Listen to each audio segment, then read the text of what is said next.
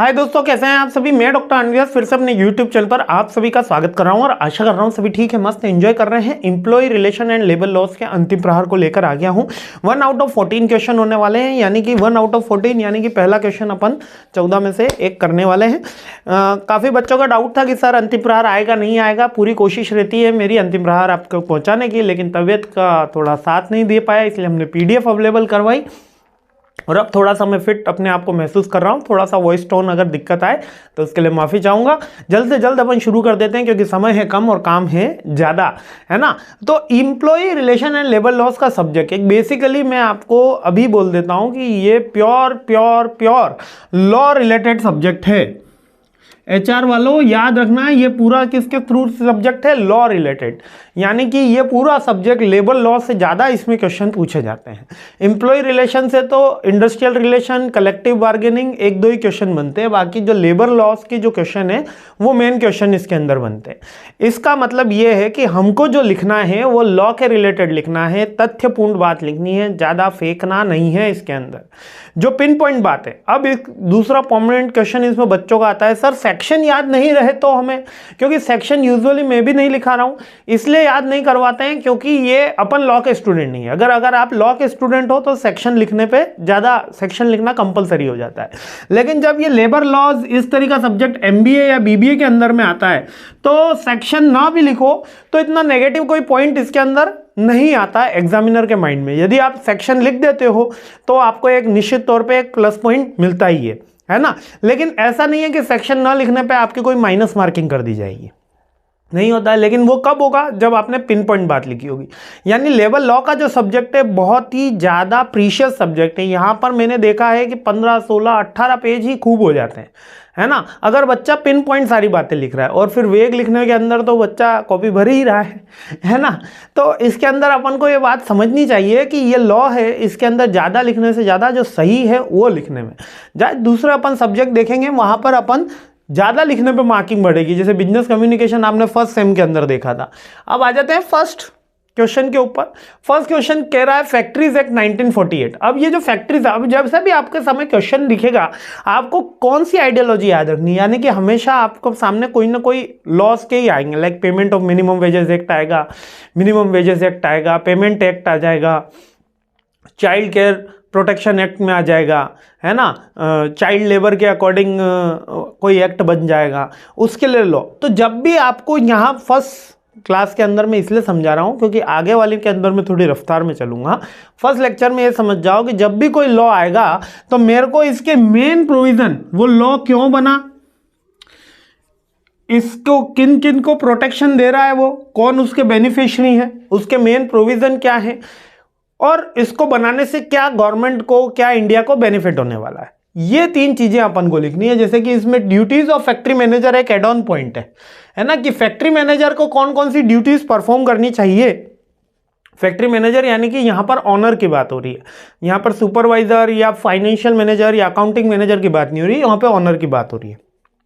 क्योंकि पहले 1948 में फैक्ट्री मैनेजर ही सारे काम देख रहा होता था, वही फाइनेंस, वही HR, वही मार्केटिंग, वही सेल्स। पहले मार्केटिंग भी इतनी होती नहीं थी, सेल्स ही थी। अब ये देखना, ये एक्ट 1948 में बना, यानी इंडस्ट्री, अपन देश आज़ाद हो रहा है तो इस भी पैरेलल आपको सोचते हुए चलना है कि देश आज़ाद हो रहा है तब ये एक्ट बना है, यानी अब इंडस्ट्री की ग्रोथ के लिए एक्ट बना है।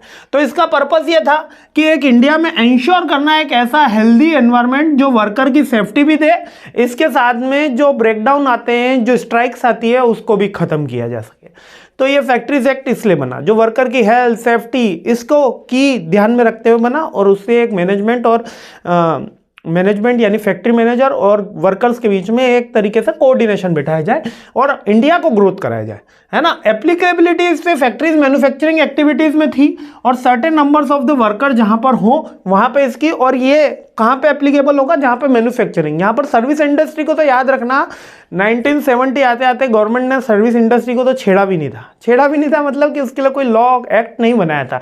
वो तो सर्विस इंडस्ट्री, IBM, हमारे विप्रो साहब इतने बढ़ गए तब गवर्नमेंट को लगा कि IT एक्ट ले आना चाहिए 2000। है ना। तो इसके मेन प्रोविजन क्या थे, एक तो फैक्ट्री जितनी भी है उसके बारे में गवर्नमेंट को पता चले तो उन सब फैक्ट्रियों का क्या करवाओ, रजिस्ट्रेशन कराओ। एक वर्किंग आवर फिक्स करो, 8 आवर 12 आवर्स, पहले 12 आवर्स में वर्किंग आवर फिक्स करो और एक छुट्टी तो देव। ठीक है। और इसके अलावा employment of young person, employment of young person का मतलब कि एक मिनिमम एज फिक्स करी गई जिसके बिलो आप किसी को भी एम्प्लॉय नहीं कर सकते, यानी चाइल्ड लेबर को यहाँ पे स्टार्टिंग में एक थोड़ा सा इंडिकेट दिया गया कि हम चाइल्ड लेबर के अगेंस्ट है ना। और यंग पर्सन को, और सेफ्टी मेजर्स अश्योर किया गया। सेफ्टी मेजर्स में मतलब कि अगर आपका वर्किंग एनवायरनमेंट ऐसा है तो ग्लव्स होने चाहिए, है ना, जैसे सिविल है तो वो हेलमेट भी होना चाहिए। तो ये आपके कुछ वर्किंग एनवायरनमेंट मेजर्स किए गए कि ये सारी चीज़ें मशीन्स के साथ में ये वर्किंग एनवायरनमेंट होने चाहिए, वर्किंग कंडीशन ऐसी होनी चाहिए, एक्सप्लॉयटेशन नहीं होना चाहिए सॉरी। क्योंकि आप सबको ये बात याद रखनी है कि 1947 से पहले अंग्रेजों ने, जो भारतीय ओनर भी थे और अंग्रेज ओनर की शिप भी जितनी भी फैक्ट्रीज थी वहां पे वर्करों के बहुत ज्यादा एक्सप्लॉयटेशन हो रहा था, है ना। इन सारी चीजों को हटाने के लिए ये एक्ट लाया था। हेल्थ की एमिनिटीज शुरू करी गई। हेल्थ एमिनिटीज यानी प्रॉपर वेंटिलेशन होना चाहिए, जो टॉयलेट फैसिलिटीज होती है वो भी होनी चाहिए वहां पर, है ना। वाटर की, पानी की व्यवस्था होनी चाहिए। पहले बेसिक एमिनिटीज भी नहीं होती थी, आप सोचिए, है ना। वेलफेयर की फैसिलिटी, एक रेस्ट रूम हो गया, है ना, रेस्ट रूम अपने इसके अंदर आ गया। वेल बीइंग ऑफ वर्कर्स आ गए। यही सारी की सारी चीजें इसके अंदर लिखी जाती है। इसके अलावा एनुअल लीव विथ वेजेस, पहले ऐसा कंसेप्ट ही नहीं था कि भैया नौकरी पे नहीं आए तो पैसे नहीं मिलेंगे, लेकिन इन्होंने कहा नहीं, अब आपको कैजुअल लीव करके एक लीव निकालनी होगी जो महीने में एक तो दो, लेकिन कभी ऐसा होगा एम्प्लॉय को कि उसको आपको वेजेस के साथ में भी लीव देनी होगी। तो 12 स्टार्ट करा, 5 स्टार्ट करा, ऐसे करके ये एनुअल वेजेस लीव बढ़ने शुरू हुई। और specific personal requires the appointment of the specific personal like factory manager. इन बंदों की अब नियुक्ति कंपलसरी कर दी गई। फैक्ट्री मैनेजर होना चाहिए, सेफ्टी ऑफिसर होना चाहिए, वेलफेयर ऑफिसर्स होना चाहिए। अब क्या होता था कि स्टार्ट में ही जो फैक्ट्री मैनेजर होता था वही वेलफेयर ऑफिसर भी होता था, वही आपका सेफ्टी में ऑफिसर भी होता था, वो मल्टीपल टास्क करता था, लेकिन आपको अपॉइंटमेंट दिखाना होता था कि ये वाला बंदा ये रोल्स एंड रिस्पॉन्सिबिलिटी निभा रहा है। और क्यों? क्योंकि अगर ये पेनल्टी लगानी होगी तो किसको लगाएंगे, और इसमें पेनल्टीज का प्रावधान किया गया कि अगर ये कोई बात नहीं मानी गई, ये सारी चीजें नहीं हुई तो पेनल्टीज करी जाएगी।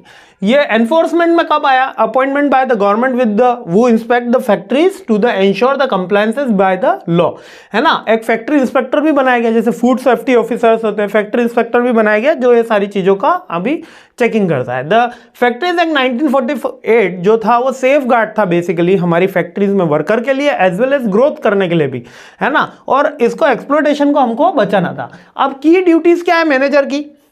सबसे पहले तो जो लीगल रिक्वायरमेंट उन्होंने बना दी है 1948 उसको फुलफिलमेंट करना, सेफ्टी को मेजर करना कि यहाँ कोई हैजार्डस सिचुएशन है तो अपन वर्किंग अप्लायंसेस कौन से होंगे, मशीनरी कौन सी यूज करेंगे।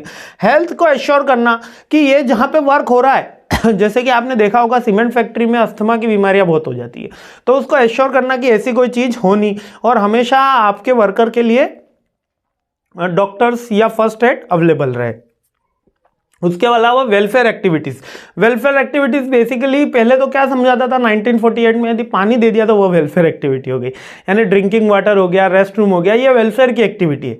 अब सोचो ये वेलफेयर था, है ना। उससे आज हम वेलफेयर क्या समझते हैं कि भैया कहीं ट्रिप कराने ले जाओ, कहीं पे आप घुमाने के लिए हमको थाईलैंड मलेशिया कहीं पे ट्रिप करके भेज दो, कल्चरल इवेंट करो। पहले 1948 में गवर्नमेंट कह रही है कि भाई रेस्ट रूम कैंटीन तो दे दो उनको जहाँ पे वर्कर अपने लंच आवर्स में जा सके, पानी पी सके, है ना, ड्रिंकिंग वाटर की फैसिलिटी हो, फर्स्ट एड एमिनिटीज हो, ये पहले नहीं हुआ करती थी। तो इसकी रिस्पॉन्सिबिलिटी भी किसकी है? फैक्ट्री मैनेजर की है। इसके अलावा वर्किंग आवर्स फिक्स करेगा। इसके अलावा जो अपन अपॉइंटमेंट दे रहे हैं यंग पर्सन को, देखो जितने भी प्रोविजंस थे वही उनकी ड्यूटीज बन गई।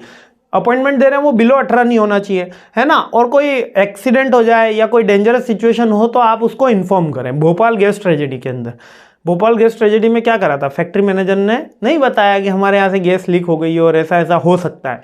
अगर ऐसा बताया होता तो क्या इतनी बड़ी ट्रेजेडी होती? नहीं होती। ठीक है, हम सबको तो पढ़ाया ही नहीं गया अभी तक। आप पढ़िए भोपाल गैस ट्रेजेडी के बारे में, उसकी हिस्ट्री के बारे में पता लगाइए। ये एक्ट उस समय एप्लीकेबल था, और यहाँ ये एक्ट बोलता है कि ऐसे कोई एक्सीडेंट होता है तो सबसे पहले रिपोर्ट दी जाए गवर्नमेंट को, लेकिन ऐसा करा नहीं गया, है ना। इंस्पेक्शन और मेंटेनेंस दिया जाए, है ना, इंस्पेक्शन किया जाए और मेंटेनेंस करने की कार्यवाही कौन करेगा? फैक्ट्री मैनेजर करेगा। ठीक है, training and education they, record keeping करें। रिकॉर्ड कीपिंग अभी अकाउंटेंट करता है, लेकिन उस समय रिकॉर्ड कीपिंग की लाइबिलिटी, आज भी लीगल लाइबिलिटी किसकी है?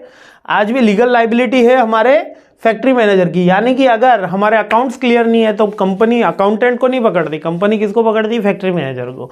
अगर कंपनी में सेफ्टी क्लियर नहीं है, सेफ्टी हैजार्डस सिचुएशन है, सेफ्टी नहीं है, हैजार्डस सिचुएशन है, तो फैक्ट्री मैनेजर रिस्पॉन्सिबल है। ये सारी चीजें कौन कहता है? ये कहता है हमारा फैक्ट्री एक्ट 1948। तो अब आपको ये बात समझ में आ गई होगी कि कैसे की प्रिंसिपल्स के साथ अपन को इस क्वेश्चन को ड्रॉ करना है, आंसर करना है। फिर भी कोई दिक्कत हो तो फील फ्री टू कमेंट। मैं जल्द से जल्द इसके 14 क्वेश्चन कंप्लीट करा दूंगा और आपके सामने ले आऊँगा। तो मस्त रहिए, खुश रहिए, मुस्कुराते रहिए। जय हिंद।